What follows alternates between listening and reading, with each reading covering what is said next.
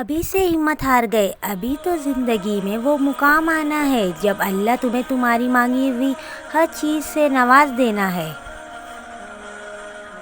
جب تم اللہ کو اپنا یقین بنا لیتے ہو تو منزلیں تم تک پہنچنے کے لیے خود ہی راستہ بنا لیتی ہے، اور اس آزمائش کے بعد وہ بدل دے گا آپ کی تقدیر۔ کوئی بھی آزمائش ہمیشہ کے لیے نہیں رہتی۔ تم حالات کی بات کرتے ہو، میں نے درود شریف سے تقدیریں بدلتے دیکھا ہے۔ تہجد تک پہنچنا تمہارے بے وجہ تو نہیں، آخر کچھ تو ہے جو ممکن ہونے والا ہے۔ ہمیشہ نصیب کا لکھا ہی سب کچھ نہیں ہوتا۔ اللہ نصیب کا کچھ حصہ اس لیے بھی خالی رکھتا ہے تاکہ اسے تمہاری دعاؤں سے مکمل کر سکے۔ جب تمہاری ہر کوشش ناکام ہوتی ہے تب تمہاری دعائیں ہی تمہیں ان چیزوں تک لے جاتی ہے جن تک پہنچنے کا تم تصور بھی نہیں کر سکتے۔ یقین رکھو اس ذات پر، وہ یقیناً تمہارے دل خوش کرنے والا ہے۔ اگر مانگنا ہے تم نے ایک قطرہ تو یقین تمہاری پورا سمندر ملنے والا ہے۔ رکاوٹیں آپ کا راستہ روکنے کے لیے نہیں ہوتی بلکہ آپ کو بہتر راستے کی طرف لے جانے کے لیے ہوتی ہے۔ اللہ سے ہمیشہ اچھا گمان رکھو۔ وہ رب جس نے تمہیں یہاں تک پہنچایا ہے وہ آگے بھی تمہارا ساتھ نہیں چھوڑے گا انشاءاللہ۔ اللہ جانتا ہے صبر کی راہ اتنی آسان نہیں ہوتی، اس لیے وہ اپنے بندوں کو کبھی تنہا نہیں چھوڑتا، اور ایک دن تمہیں وہ خوشخبری دی جائے گی کہ جیسے تم اپنی دعاؤں میں مانگا کرتے تھے اسے تمہارے ہم سفر کے طور پر چن لیا گیا ہے۔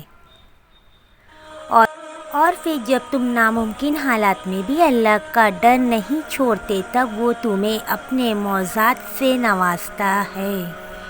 جن دعاؤں کو تم ناممکن سمجھ کر مانگنا چھوڑ دیتے ہو کیا پتہ ان کو پورا ہونے کا وقت قریب ہو۔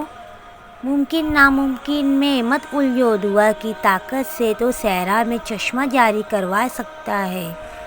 اگر نصیب کا لکھا ہی سب کچھ ہوتا تو اللہ دعا مانگنا سکھاتا ہی کیوں؟ دعا اللہ سے تمہارے لیے معجزوں کی سفارش کرتی ہے۔ اللہ بہت جلد اس چیز کو تمہارے لیے وسیلہ بنا دے گا جو تمہارے لیے مایوسی کا سبب بنی ہوئی ہے۔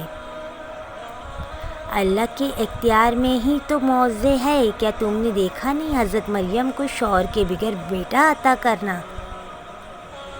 جو دعاؤں میں شامل ہے ایک دن وہ نصیب کا حصہ بھی ضرور ہوں گے، بس اللہ پر یقین رکھے اور صدقہ کے ذریعے اپنے مریضوں کا علاج کیا کرو، کیونکہ صدقہ مصیبت اور بیماری کو دور کرتا ہے اور تمہارے اعمال نیکیوں میں اضافے کا سبب بنتا ہے۔ تو پھر تمہیں کس چیز کا ڈر ہے؟ جب عطا کرنے والا اللہ ہے تو لوگوں کو کیا اوقات کہ تم سے کچھ چھین لے؟ ایسا کیسے ہو سکتا؟ وہ تمہاری دعا قبول نہ کرے؟ دعائیں ضرور قبول ہوتی ہے اور وقت آنے پر تمہاری دعائیں بھی قبول ہو جائے گی۔ اور جب اللہ تمہارے دل سے کسی چیز کا خیال نہیں نکالتا تو اسی چیز کو تمہاری حقیقت بنا دیتا ہے۔ جب انسان اپنے اللہ پر اس قدر بھروسہ کر لیتا ہے کہ اللہ کے سوا کوئی بھی اس کی ضرورت پوری نہیں کرنے والا نہیں تو اللہ بھی اپنے بندوں کو مایوس نہیں لوٹاتا۔ اللہ کی محبت پر کبھی شک مت کرو۔ اگر وہ تمہیں آزما رہا ہے تو دراصل وہ تمہیں اس چیز کے لیے تیار کر رہا ہے جو تم دعاؤں میں مانگتے ہو، اور ہمارا رب کہیں نہ کہیں سے وسیلہ بنا ہی دیتا ہے۔ وہ اپنے بندوں کو کبھی تڑپتا ہوا نہیں چھوڑتا۔ میں اداس ہو سکتی ہوں، دکھی ہو سکتی ہوں، رنجیدہ ہو سکتی ہوں، مگر مایوس نہیں ہو سکتی، کیونکہ میرے رب کی رحمتوں کی کوئی حد نہیں۔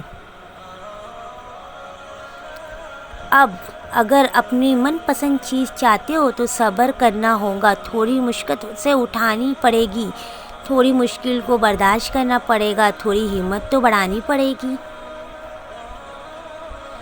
آخری سانس تک امید کا دامن نہیں چھوڑو، وہ سانس کے آخری پہر میں بھی تمہیں نئی زندگی سے نواز سکتا ہے۔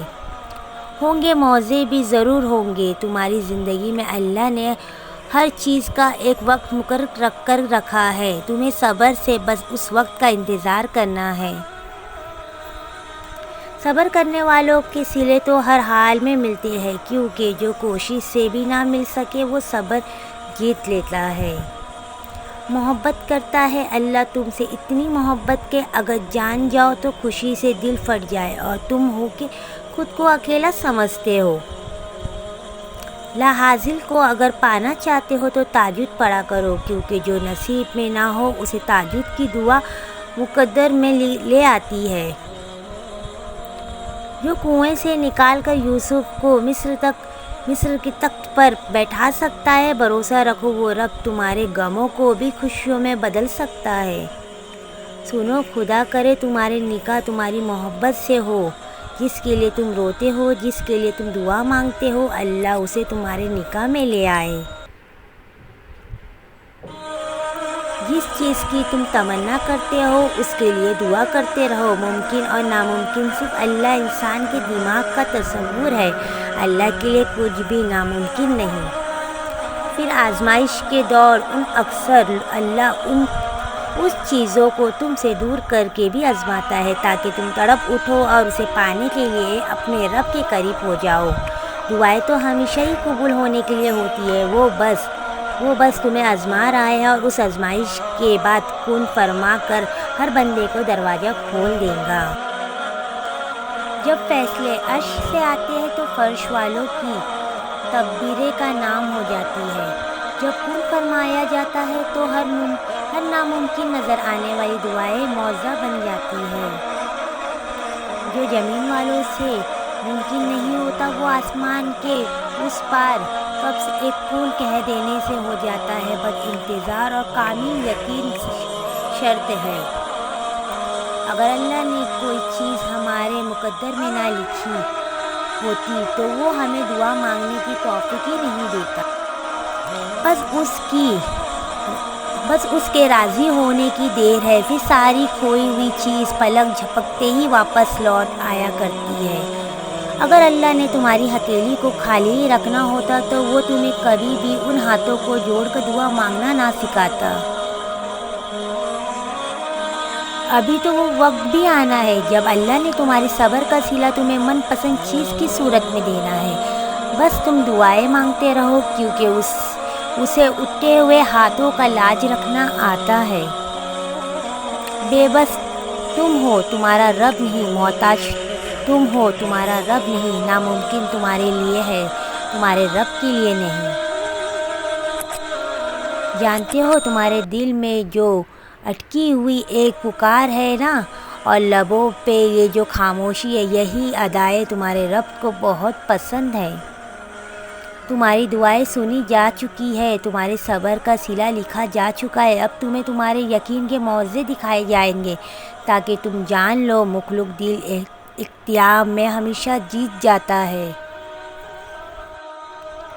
تو پھر مانگو اپنے رب سے ہر وہ چیز جو تمہاری نظر میں ناممکن ہے، پھر تم پر اپنے کرم کی ایسی نظریں کرے گا کہ سب ممکن ہو جائے گا۔ سبحان اللہ۔